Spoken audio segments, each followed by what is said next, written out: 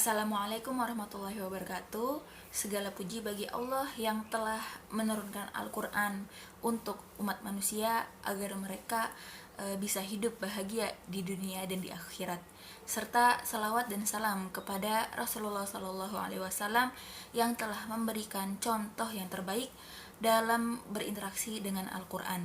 Begitu pula dengan para sahabat dan semua kaum mukminin yang mengikuti jejak mereka hingga akhir hayatnya. Pasti banyak ya di antara kita yang mempunyai keinginan cita-cita menjadi penghafal Al-Quran. Nah, sebelum teman-teman melangkah lebih lanjut lagi, alangkah baiknya teman-teman ini mendengarkan kiat-kiat yang akan saya sampaikan. Langsung saja kita masuk ke pembahasannya. Di sini saya akan menyampaikan apa saja teman perjalanan dan penghafal Al-Quran. Ya, yang pertama itu ikhlaskan niat. Allah berfirman dalam Quran surat Al-Bayyinah ayat 5, dan tidaklah mereka diperintahkan kecuali untuk beribadah dalam keadaan ikhlas, menjalankan agama yang bersih dari syirik. Nah, ikhlas ini di dalam Al-Quran itu memiliki makna yang luas dan dalam. Nah, secara bahasa, ikhlas ini artinya memurnikan. Kalau misalnya bahasa Arabnya, madu murni itu asalun kholis.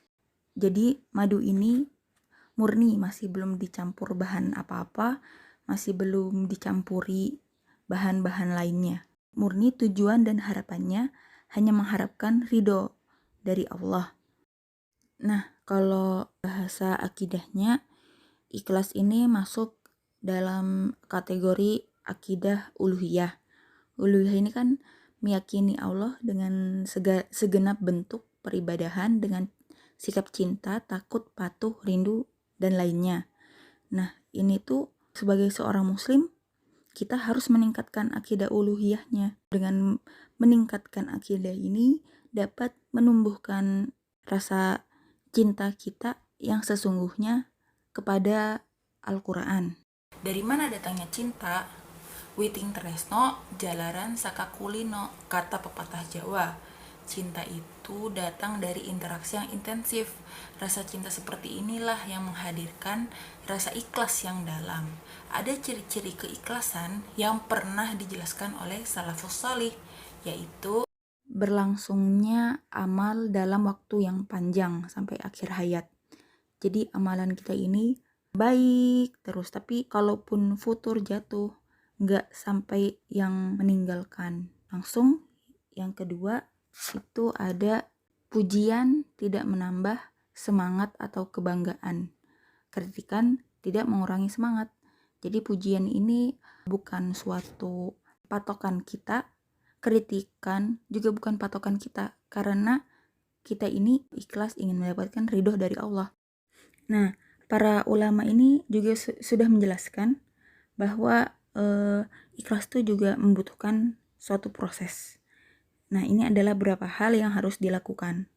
Yang pertama, berusaha mendekatkan diri kepada Allah melalui sarana apapun, seperti menimba ilmu, membaca banyak buku, mendengar kajian, dan lain-lain. Yang kedua, mujahadah dan melatih diri untuk bergantung hanya kepada Allah. Kenapa kita harus gitu? Karena bila kita berharap dengan halus, itu tidak akan memberikan kepuasan apapun, kepuasan hakiki, karena yang memegang kebahagiaan kita tuh sebenarnya hanya Allah. Langsung yang ketiga, kita harus terus waspada dari godaan setan, karena emang setan itu tugasnya menggoda manusia. Nah, itu adalah penjelasan bagaimana keikhlasan kita terhadap Al-Quran. Yang kedua, komitmenlah. Hadis riwayat Bukhari dan Muslim mengatakan bahwa sikapilah Al-Quran ini dengan penuh komitmen. Demi Allah yang menguasai diriku, Al-Quran ini lebih cepat hilangnya dari ikatan tali unta. Teman-teman tahu kan, unta itu secepat apa kalau berlari? Jadi sekali ikatan tali itu lepas, kita lengah memegangnya, dia bisa dengan cepat meninggalkan kita. Hari ini kita masih merasakan nikmat menghafal Al-Quran, tapi kita nggak tahu 1 tahun atau 2 tahun ke depan apakah perasaan kita masih sama. Makanya kita di sini membutuhkan komitmen yang kuat. Apa saja komitmen itu? Merasa hubungannya dengan Allah masih renggang, sehingga harus terus ditingkatkan. Nah, kenapa kita butuh merasa renggang? Ibarat Al-Quran ini itu tempat kita berzikir kepada Allah. Kita ingat Allah, kita ingat kalam-kalam Allah. Jadi, kalau misalnya kita jauh dari Al-Quran, kalau misalnya kita tinggalkan itu, berarti hubungan kita dan Allah itu renggang. Jadi terus komitmennya itu dikuatkan untuk selalu bersama Al-Quran. Nah, selanjutnya keyakinan akan manfaat menghafal Al-Quran di dunia dan di akhirat. Kenapa kita harus yakin akan manfaat Al-Quran? Karena manfaatnya ini banyak sekali, gak cuma di akhirat. Sebenarnya Al-Quran ini banyak memberi ketenangan di hati kita, banyak memberi petunjuk di hidup kita. Nah, selanjutnya merasa gagal jika tidak meraih tujuan-tujuan jangka pendek. Tujuan jangka pendek ini misalnya nih, saya ingin menjadi imam di masjid ini. Nah, kalau misalnya kita tidak mempunyai tujuan-tujuan pendek ini, biasanya komitmen kita ini agak kurang. Ya, selanjutnya kerinduan terhadap janji-janji Rasulullah di akhirat nanti. Kita sudah tahu bahwa Rasulullah ini telah memberi banyak janji-janji kepada umatnya yang mau menghafal Al-Quran. Begitulah komitmen yang ada pada diri penghafal Quran. Namun kalau komitmen itu hilang, insya Allah dapat dikembalikan lagi dengan doa. Yang ketiga, Al-Quran menyatu dengan kehidupan. Dalam Quran surat An-Nur ayat 37 artinya, orang yang tidak dilalaikan oleh perniagaan dan jual beli dari mengingat Allah, mendirikan sholat dan menunaikan zakat, mereka takut kepada hari ketika hati dan penglihatan menjadi guncang. Ayat di atas menggambarkan kondisi zikir, sholat, dan zakat yang mendarah daging di dalam tubuh manusia dan menjadi kebutuhan sehari-hari.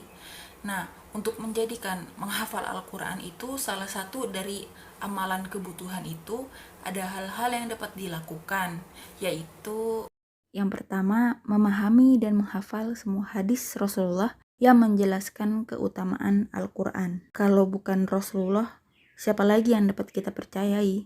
Yang kedua, memperbanyak amal soleh. Logikanya, kalau kita hidup bersama Al-Quran, pasti kita juga harus melakukan amal soleh. Karena di Al-Quran itu isinya tentang amalan-amalan yang harus kita lakukan. Nah, yang ketiga, memperbanyak istighfar. Al-Quran itu suci, makanya kita harus mensucikan diri secara terus-menerus. Yang terakhir, menambah wawasan dengan seluas-luasnya. Inilah upaya-upaya agar Al-Quran menyatu dengan diri kita dan menjadikannya sahabat hingga akhir kelak. Amin. Yang keempat, Al-Quran sebagai modal akhirat. Dalam Quran surat Al-Hasyr ayat 18, bertakwalah kepada Allah dan hendaklah setiap diri memperhatikan apa yang telah diperbuatnya untuk hari esok dan bertakwalah kepada Allah. Dengan menjadikan Al-Quran ini sebagai modal akhirat kita, semangat kita ini akan menjadi lebih-lebih lagi. Bukti akhirat bisa menjadi orientasi penghafal Al-Quran adalah kita meyakini bahwa kenikmatan hidup yang sesungguhnya hanyalah kenikmatan akhirat. Sehingga kalau kita melihat kenikmatan dunia, kita tidak silau, kita tidak tergiur. Selanjutnya, kita tidak merasa sedih dan ragu yang berlebihan ketika melihat orang lain sukses dunia. Selanjutnya, kita merasa yakin Al-Quran inilah yang akan membahagiakan kita di akhirat. Insya Allah, jika kita intensif berinteraksi dengannya, kita akan merasakan kebahagiaan ini secara tidak sadar. Selanjutnya, sejak di dunia, kita sudah merasakan kebahagiaan menghafal Al-Quran. Kalau di dunia saja bahagia, apalagi di akhirat nanti. Ya, yang tadi saya bilang, ini kan kita belum merasakan ya. Kalau misalnya kita merasakan berinteraksi dengan Al-Quran secara intensif, pasti rasa kebahagiaan itu dengan tidak sengajanya akan muncul tiba-tiba ke hati kita. Orientasi inilah yang harus menjadikan motivasi terbesar kita dalam menghafal Al-Quran. Selanjutnya, yang kelima, menjauhkan diri dari maksiat. Jadi, maksud dari Ar-Ron dalam Quran surat Mutaffifin ayat 4 begini. Kalau menurut hadis riwayat An-Nasa'i, sesungguhnya apabila seorang hamba melakukan dosa, maka hatinya ternoda dengan satu titik hitam. Namun jika ia mencabutnya dan minta ampun serta bertaubat, hatinya kembali bersih. Dan apabila kembali berbuat dosa lagi, kembali ternodai lagi, sampai menutupi semua hatinya. Menghafal Al-Quran membutuhkan hubungan intensif kepada Allah, tapi dalam waktu yang sama selalu bermaksiat.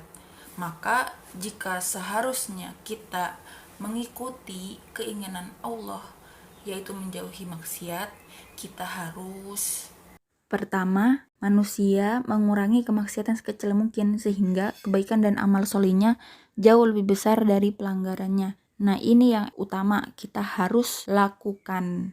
Tapi kalau misalnya kita sudah terlanjur melakukannya atau melanggarnya, ada caranya lagi. Yang pertama, kita harus segera bertaubat. Taubat itu maksudnya mengakui kesalahan dan tidak ingin mengulanginya lagi karena kita sudah melakukannya. Yang kedua, meningkatkan keimanan. Kalau misalnya kita semakin beriman, maka kita tidak akan berani lebih mendekat lagi kepada maksiat. Yang ketiga, meningkatkan amal soleh. Nah, di sini fungsinya amal soleh itu untuk menghapus kesalahan yang sudah kita lakukan. Nah, yang terakhir, meningkatkan hidayah. Hidayah ini dari mana sih sebenarnya? Ya, dari kita belajar Islam, dari kita ikut kajian, dan lain-lain. Jadi kita harus mencari ilmu itu agar hidayah datang ke kita. Ingatlah perkataan Imam Syafi'i, ilmu adalah cahaya dan Allah tidak memberikannya kepada orang yang banyak bermaksiat. Yang keenam, milikilah cita-cita jangka pendek. Beramallah untuk akhiratmu seakan-akan engkau akan mati besok, dan beramallah untuk duniamu seakan-akan engkau akan hidup selamanya. Jadi menghafal Al-Quran ini cita-cita untuk akhirat, tapi ada bonusnya juga untuk di dunia.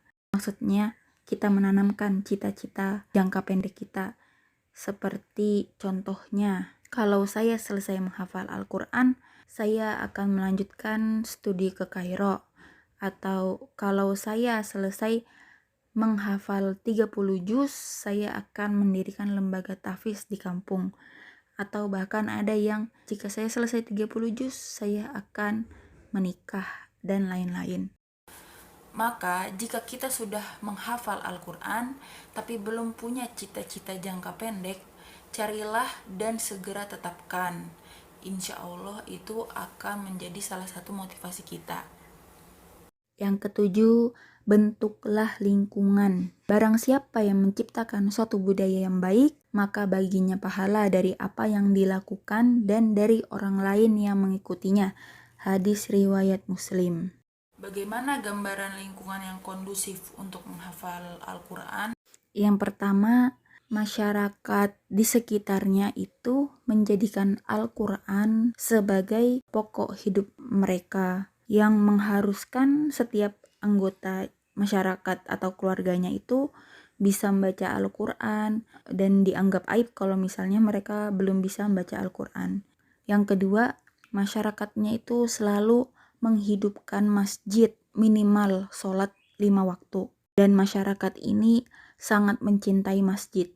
Langsung yang ketiga, masyarakat yang menyadari kemuliaan Al-Quran. Di sini maksudnya masyarakatnya ini sangat memuliakan apa-apa yang unsurnya Al-Quran. Seperti misalnya ada penghafal Al-Quran nih, datang ke lingkungan itu. Mereka sambut penghafal Al-Quran itu dan memuliakannya. Yang keempat, masyarakat yang semangat menghidupi kegiatan belajar mengajar Al-Quran.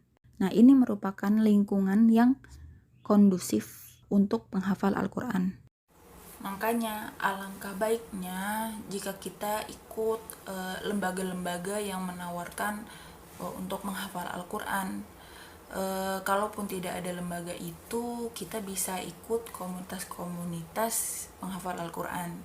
Selanjutnya yang ke-8, berhati-hatilah dalam beralasan. Maka jika mereka tidak menjawab tantanganmu, ketahuilah bahwa sesungguhnya mereka hanyalah mengikuti hawa nafsu mereka. Quran Surat Al-Qasas ayat 50. Kita harus memiliki sikap yang tegas terhadap diri kita sendiri untuk menyikapi alasan-alasan ini. Inilah sikap-sikap yang harus kita lakukan. Yang pertama, optimal melakukan amal-amal soleh ini ketika kita sedang sehat. Karena kalau misalnya kita lagi ada halangan atau lagi sakit, pahala itu ya untuk menutup halangan tadi. Yang selanjutnya, jangan langsung menyerah ketika ada halangan syar'i. Berusahalah terus untuk melakukan amalan walaupun sedang sakit. Selanjutnya, kita harus di kondisi kerinduan yang kuat untuk kembali kepada Allah Subhanahu wa ta'ala. Ya, karena itu tadi, kalau kita merasa renggang sama Allah, itu akan menjauhkan komitmen kita. Selanjutnya, segera kembali ke amal yang biasanya dilakukan. Selanjutnya, yang ke-9, berdakwahlah. Serulah manusia kepada jalan Tuhanmu dengan hikmah dan pelajaran yang baik. Quran Surat An-Nahl ayat 125. Berikut adalah kiat-kiat yang harus sudah ditanamkan kepada penghafal Al-Quran sejak dini. Penghafal Al-Quran itu harusnya pertama menyadari bahwa Quran adalah modal besar untuk membangun peradaban manusia. Selanjutnya menyadari khazanah ilmiah yang sangat besar dan luas. Selanjutnya Al-Quran dan dakwah itu adalah satu, karena pemahaman Al-Quran itu jika tidak bersamaan dengan dakwah, maka akan menjadi tidak kafah. Selanjutnya, menghasilkan penghafal Quran yang dai. Selanjutnya, menghafal Quran dan berdakwah memiliki keutamaan di sisi Allah. Selanjutnya, berdakwah sarana paling efektif untuk melaksanakan petunjuk-petunjuk Allah. Selanjutnya, keinginan mengajarkan Al-Quran sejak dini. Selanjutnya, perintisan kerja dakwah sejak dini.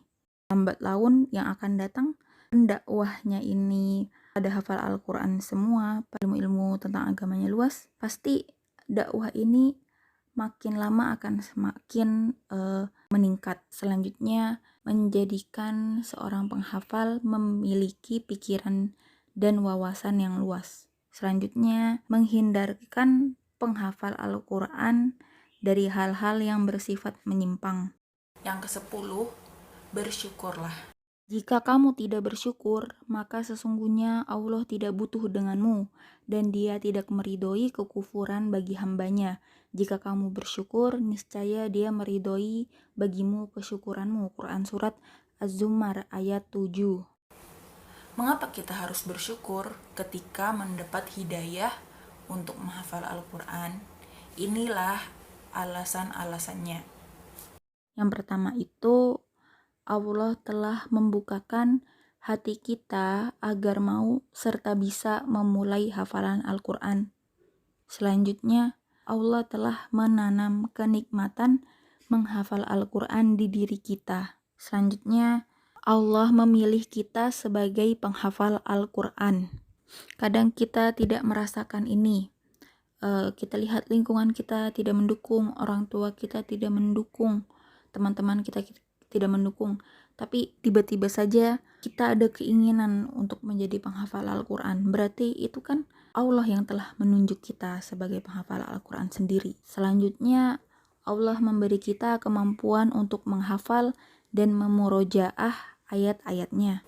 Semua itu akan menjadi bentuk syukur yang berarti di sisi Allah. Inilah kunci-kunci penting dalam menghafal Al-Quran yang insya Allah dapat memberi kemudahan saat menghafal Al-Quran. Sekian dulu penyampaian dari saya, kurang lebih mohon maaf. Billahi taufiq wa hidayah. Wassalamualaikum warahmatullahi wabarakatuh.